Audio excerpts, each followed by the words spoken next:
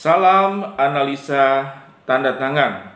Kita memasuki pelajaran yang ketiga setelah kita belajar tentang lengkungan, kemudian lengkungan, patahan, estetika. Oh, ini yang keempat. Keempat itu tentang garis bawah. Garis bawah atau titik. Ya, di sini saya tidak tulis titiknya, tapi garis bawah biasanya itu disertai dengan titik. Saudara perhatikan ada tanda tangan 4 contoh tanda tangan yang ada garis bawah dan ada 4 contoh tanda tangan yang tidak ada garis bawah. Perhatikan baik-baik. Tanda tangan yang ada garis bawah biasanya disertai dengan titik dan tanda tangan yang tidak ada garis bawah. Saudara, ini paling gampang ya. Jadi artinya saudara melihat langsung bisa ketahuan ada garis bawah atau tidak. Nah, kita berbicara tentang tanda tangan yang ada garis bawah. Saudara-saudara, tanda tangan yang ada garis bawah adalah menjelaskan tentang kepastian. Jadi kalau orang saudara udah mengerjakan sesuatu, dipikirkan sesuatu, dirasakan sesuatu, kalau Anda berbincang-bincang, berdiskusi, lalu tatkala mengambil sebuah keputusan, oke, ya seakan-akan bicara seperti itu, oke, serat, titik, itu pasti. Jadi orang saudara yang punya tanda tangan dengan garis bawah itu orang yang serius di dalam menjalani hidup. Dia serius, hidupnya penuh dengan perencanaan.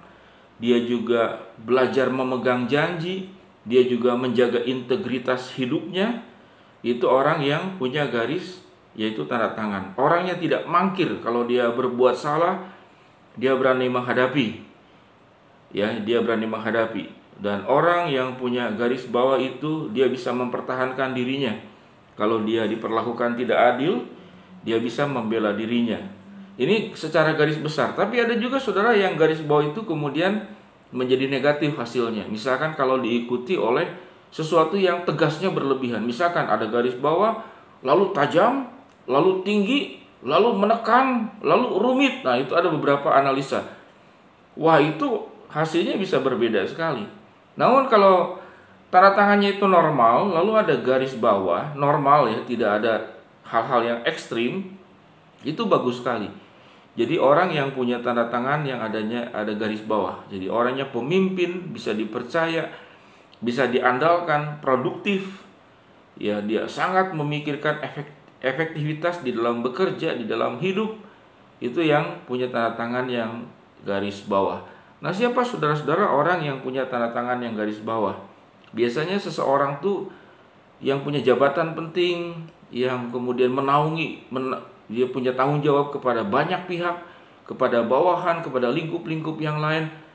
Itu rata-rata ya, itu ada garis bawah. Ada nggak pemimpin yang tidak ada garis bawah? Nah, biasanya itu pemimpin yang seperti saya jelaskan sebelumnya ya, ada pemimpin itu yang tentang tajam. Itu yang memang dia tidak mau jadi pemimpin, cuman karena keadaan, karena kemampuan, karena skill, karena prestasinya itu diangkat menjadi pemimpin. Tapi kalau memilih dia tidak mau. Tapi kalau yang garis bawah itu dia memang memilih ya. Jadi dia memilih dirinya untuk memimpin, memilih dirinya dengan kesadaran, dengan pilihan dia mengambil langkah ke arah sana. Nah, kalau yang tidak ada garis bawah, saudara-saudara, yang tidak ada garis bawah itu biasanya bukan tipikal orang yang suka maju ke depan.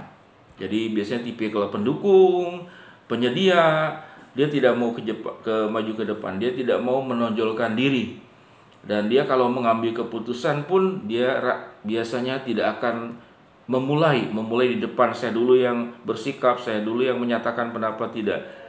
Dia lebih menunggu, melihat apa yang menjadi pemikiran orang pada umumnya, kemudian dia mempertimbangkan dan kemudian biasanya mengambil jalan tengah.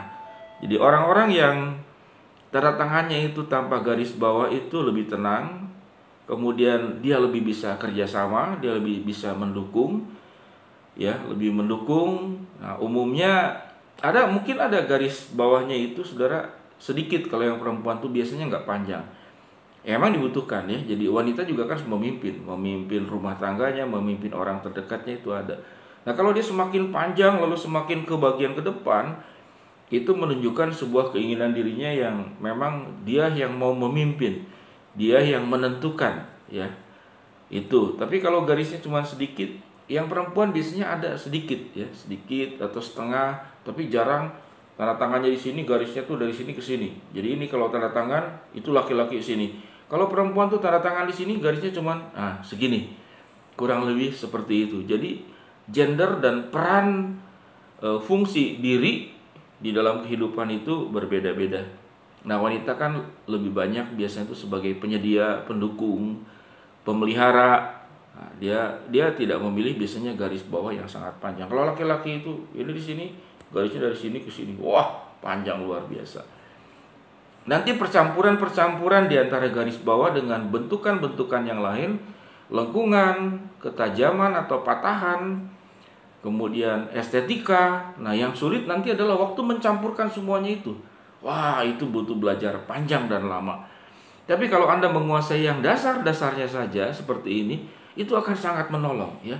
Jadi minimal kalau kita ketemu dengan orang yang sama sekali kita tidak kenal, itu minimal saudara bisa 60-70% sampai 75%, bahkan sampai 80% Anda paham siapa orang itu. Nah, tapi kalau Anda ingin mengenal lebih dalam, lebih detail, ya mungkin saudara harus lewatin seperti saya, melewati belasan tahun ya.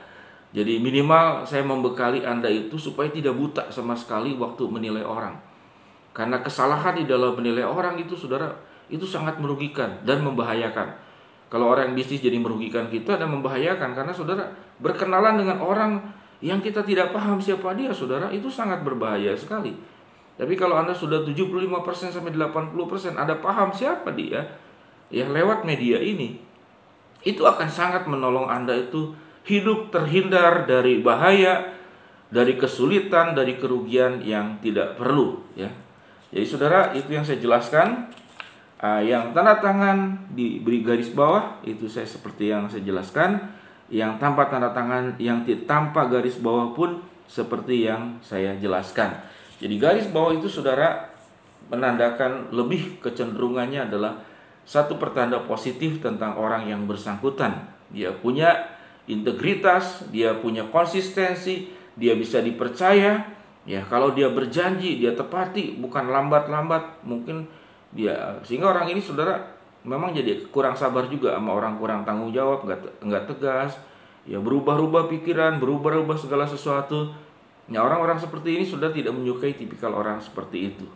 Nah, kalau yang tanpa garis bawah, itu cenderung dia menyerahkan dirinya untuk dipimpin oleh orang lain yang bisa dia percayai ya, sifatnya pendukung, sifatnya tenang, dia tidak suka maju di depan, tapi dia lebih senang berjalan bersama-sama dalam sebuah komunitas.